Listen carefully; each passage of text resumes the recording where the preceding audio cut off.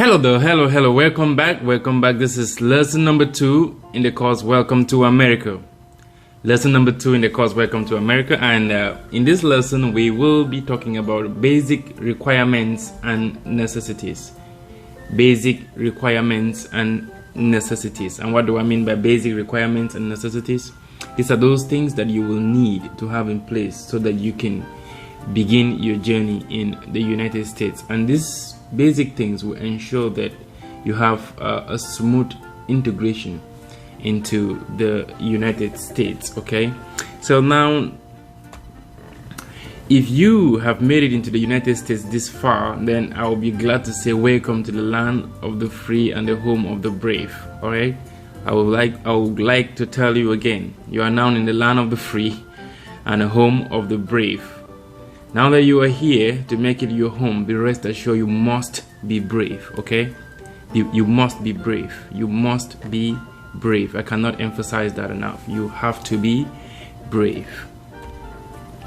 All right, the first assumption I want to make here in this lesson that we're talking about basic necessities and requirements is that you have a place where you're living at in the United States. Okay, or if you're listening or watching this video from out of the United States, I want to assume that if you have hopes of coming into the United States, you have a place where you will be living at. All right, that's the first assumption. If that is classified, if we are on the same page, you have a place where you will be living at, then let's move to the next things. All right, there are 5 basic needs that I will expect you to put in place to ensure that you have a smooth integration into the United States. Okay, these 5 things are very important. They might seem like they are pretty obvious, but I would like to emphasize on why I think they are very important. The very first one is a cell phone. You need a cell phone, okay? And then your bathing needs, bathing, showering, all this stuff, you have to be very careful about it. I'll talk more about that in a bit. And then the third thing is you will have to apply for your social security card if possible. There are people who come in and can immediately apply for their social security card or social security number. And 4, you have to open a bank account. I will talk to you about that too as well. And 5, you have to raise at least $300 to apply for your first credit card. It's important. This part, this number 5, this is where your life in America is going to center on. Number 5. You have to pay attention when I get to that, because we're going to discuss more about that. On the fifth need that you will have to put in place is ensure that you raise at least, to the minimum, $300 to apply for your first credit card. It's very, very important. We will talk about that in a bit.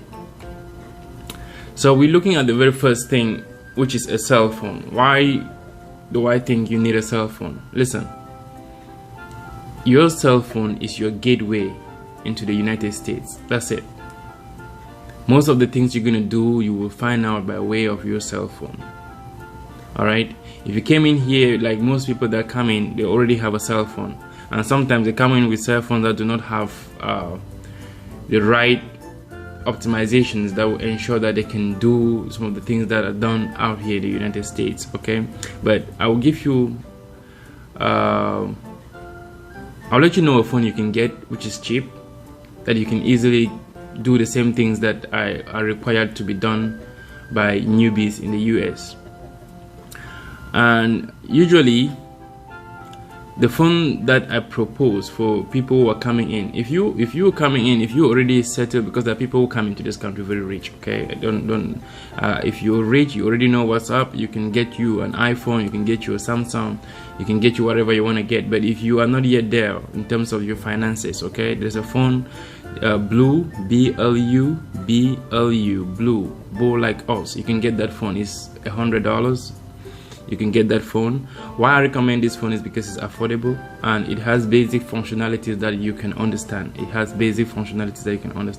And it will equally be able to carry your apps such as Google Maps, GPS, Uber, and Lyft. These are things that you might need if you're not driving yet. Okay, my assumption here is that you're coming fresh, you don't have money, you're not driving, you're still trying to make it into the US. Okay, because most American immigrants are economic immigrants. Okay, they come in here to look for money. Usually when they're coming in, they really do not have the money with them. So when they're coming in to look for ways of making some money.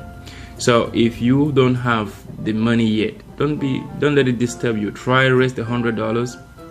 Get yourself Blue Bow like us. It's a phone, and why I recommend this phone is because it has basic functionalities that you can understand, and you can download apps such as Google Maps, Uber, Lyft that you might need if you are not driving. Okay, and then if you get your phone, then you will definitely need to get a phone number. For a phone number, you can ask your friend or a family member to add you to an existing plan, or if they have a plan already, you can ask them to add you to an existing plan. But if they do not have a plan, that is where it is a little trickish. You can actually walk up to a mall and pay cash to a network or service provider such as T-Mobile, AT&T, Sprint, or Verizon, so they can add you, so they can actually be your service provider. Okay, these guys, you'll be paying monthly though. You have to remember that you have to be able to pay monthly, but it's a little trickish that when you get there, they might need documentation from you and all of that. But we will get to it when we get there. If you have your documentations, you can easily go to these people and get a phone number. But if you are in the category of people that do not yet have documentation, then you will definitely need the services of a friend or a family member that will put you on a line and then give that number to you, so you two can organize a method on how you will be paying monthly. But remember, you have to pay monthly. Okay, and then like I said earlier, one of the service providers above will provide you with a SIM card, and the range is depending on what you want, depending on how much data you want and how much activity you do with your phone. The range, in my range, the price range might be $20 to $100 a month. So you have to budget between $20 to $100 a month for your phone services, to the minimum of 20 and to the maximum of 100. Nothing above that. Okay, you should get your phone service that is reliable and can provide you the needs that you want. So the second thing we're going to be looking at are your bidding needs.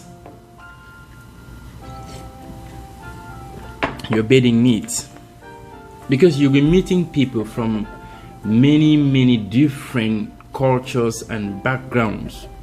Your hygiene must be top notch. Okay, your hygiene must be top notch. You don't want people stigmatizing against you because you have body odor.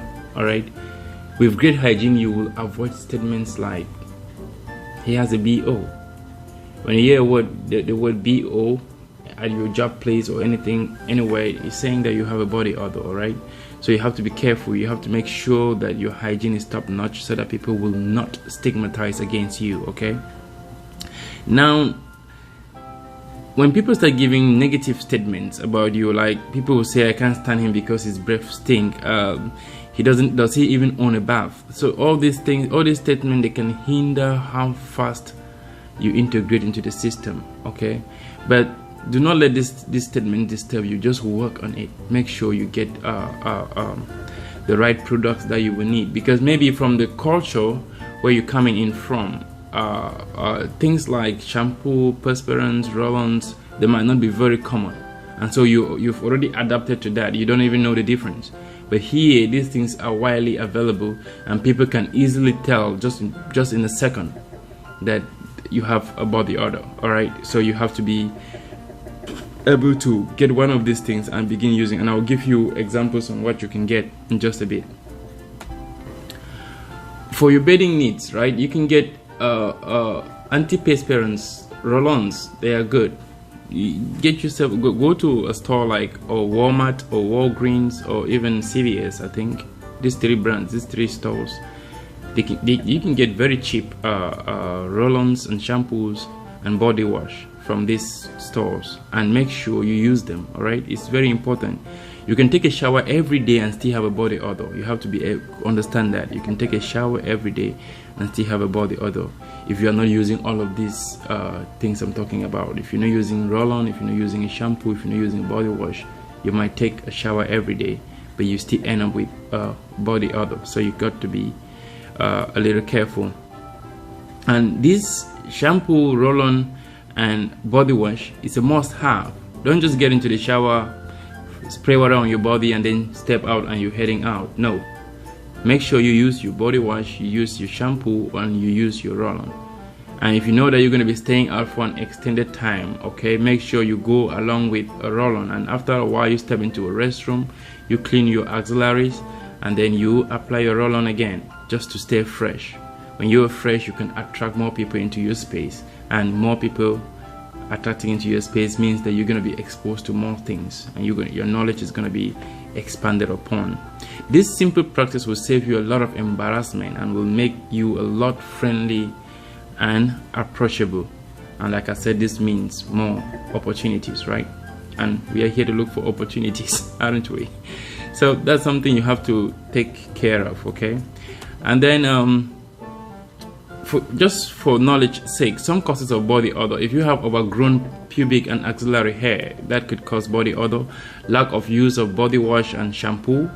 Wearing of dirty underwear. This is mostly for men. We wear the same underwear for a very long time without changing it, and we do not understand that this can easily be a source of body odor. So we have to constantly change our underwear. And because this, our dresses might not visibly appear to be dirty, we might think that they are clean. So we have to equally as well always wash our clothes. We should not cultivate the habit of wearing unwashed clothing, because this can be a source of body odor. Alright, now that I think that you have the information that you need as far as getting your phone and your hygiene covered, let's talk some more stuff about how you can apply for your social security number. And what is a social security number? A social security number is a 9-digit number that the US government issues to all US citizens and eligible US residents who apply for one.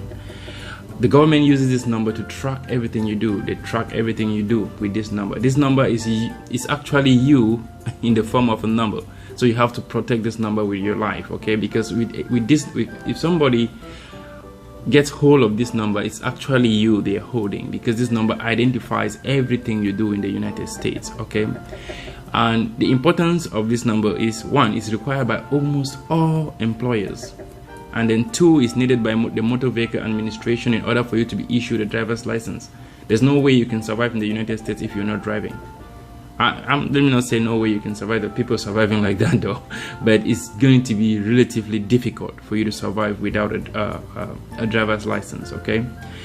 And it's required by almost all academic institutions before you can be considered for enrollment, all right?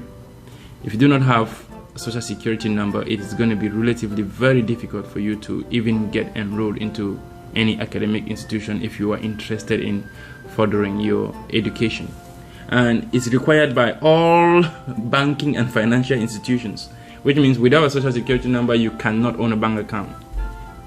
That is certain. You will not be able to own a bank account without a social security number, at least to the best of my knowledge. Though maybe there are options out there that can allow you to do that, but as at the time of this video I am not aware of those options, and that's why I can say authoritatively that it's not possible that you can get a bank account without a social security number. So my advice is this: you have to protect this number with your life, because it's actually you in the form of a number. All right, if somebody steals this number, it means they have stolen you, and they can do things like you, and you can get into trouble just because that number fell in the wrong hands. So you have to make sure you protect this number with your life. So where do you apply for your social security number? You can use your phone. Remember we got a phone? Yeah, you can use that phone now and just type in social security offices near me, and then you get there and you apply for your social security card. When you get there, they're going to ask you for documentations, okay? They're going to ask you for maybe your passport and then birth certificate and all those, documentations that identify you. And then they're going to build you a profile and create you a social security number. Like, one thing I always advise, because many people have gotten there and then given me a call and be like, oh, Wilfred, you didn't tell me this. I'm like, hey, listen, this is the thing. Before you head out there, make sure you're bringing all your official documents. Get all your official documents with you, because this is official business. This is you trying to integrate here, and you trying to say that, hey, accept me as one of yours. And when they issue that social security number to you, that is the first step of them saying that, hi, we now know that you are in the United States and the government is ready to somehow protect you. So for number 4, we spoke about you opening a bank account, right? What do you need? You need a photo ID. This could be your passport, your driver's license, or other official documents with a photo, right? And like I said earlier, you definitely will need a social security number. If you need a social security number, and for this, there's one little twist here for people that are not eligible for social security numbers. You can get a tax identification number, TIN, tax identification number. You can Google that, tax identification number, TIN. If you can get a tax identification number, then you can be able to create yourself a bank account using this number. All right, this number says that you are a small business owner and you're trying to do business, but there's more about that, so I'm just giving it to you so you can do a little bit more research on that. Tax identification number, you can use it to get yourself to create yourself a bank account. Banking institutions such as Bank of America, Wells Fargo, PNC, Capital One, or even credit unions such as MIQ and CQ can help you create an account, okay? And then a minimum of $25 to $50 will get you started, and in some cases it might be free. So you have to watch out and look around and see how much it takes to open an account with each of these banks, okay? And then you can go ahead and open that account. All right, so what are the factors you need to consider when you are picking a banking institution? There are many factors that you must consider when you're picking a banking institution. One of them is their monthly fees. Remember, every financial institution is there to make money somehow, so they have hidden fees. They have hidden fees. So when you're picking a financial institution where you want to keep your money, there are questions that you have to ask. All right, the very one of them is what is their monthly? Are there any monthly fees that you should be aware of? So if you're going with the route of the TIN, which means you're using a tax identification number, then probably you'll be getting a small business account. All right, you're having a business account, and in that way it means that you might have to be paying a monthly charge if you do not maintain a certain amount of money in that account. So you have to be able to know and ask these questions and be aware of the fees that you're going to be charged, so that you should see if it's something you can accommodate or not. And then you should ask questions about the annual percentage rate. Okay, this is annual rate charged for borrowing or earned through an investment. Like the APR, annual percentage rate, is technically, if you're keeping money here, how much do you stand to gain as interest? Or if you borrow money from them, how much do you stand to gain as to lose in the form of interest? So you have to ask these questions and ask if there are any benefits, and equally ask about accessibility to your funds. All right, because you don't want to keep money and then when you need it, and you wouldn't be able to have access to it. So you have to ask these questions. It's very important. So I designed a guide question here just to help you, keep you in the brain space. So if you walk into a bank, like for instance, let's say we went to Bank of America to create an account, right? You can go in there and be like, oh, hi, hello, I'm here to open an account with your bank, but first I want to know the following: are there any monthly charges attached with having an account with your bank? That's your right to know. They will take your time. That's why they don't even open bank accounts over the counter. They take you into a room and you sit with an expert, and you two have a conversation. You ask these questions, they give you back responses, and then they create that account for you. Okay, you ask them, what is your APR? They should be able to tell you the annual APR, or even monthly. They should tell you all those things, so you should be aware of. And then, how accessible are your funds? You should equally ask that question so that they can give you more light on it, and you know when to get it, and if you can withdraw it on a weekday, on a Sunday, on a Saturday. You should have this information. It is your right. Okay. All right. Now this is the fifth thing that I will need you to put in place. This is the most important investment you will ever make as an immigrant in the United States. And if you're following this course to the end, you will see why this part is very, very important. Okay, this is the most important investment you will ever make as an immigrant in the United States. You have to work hard to raise at least $300 to apply for your first credit card. Let's say, for instance, you have all your documentations now classified and everything is good for you, right? My first advice to anybody that walks into the United States is to be able to raise $300 to apply, $300 or more though, to apply for your first credit card. $300 or more to apply for your first credit card.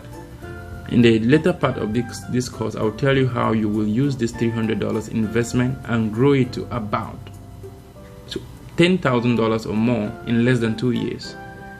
And this money will be readily available to you, so you can use and pay back as you use it.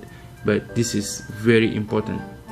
And like I said, this is a must do. Okay, with discipline and knowledge, this $300 investment can give you access to over $10,000 to $15,000 within 2 years. Okay, more on this later though, in the later part of this course. So if you follow everything I've said in this presentation, then I am very convinced that you have secured the minimum requirements that you need to begin your journey in the United States. So again, the 5 basic needs: you need a cell phone, you need your bedding needs classified. That part is very important. Okay, you have to apply for your social security card if possible. You have to open a bank account if possible. Remember I spoke about the TIN? Yeah, remember that part too. If you don't yet have a social security number, you can use the route of the tax identification number to get you yourself a bank account.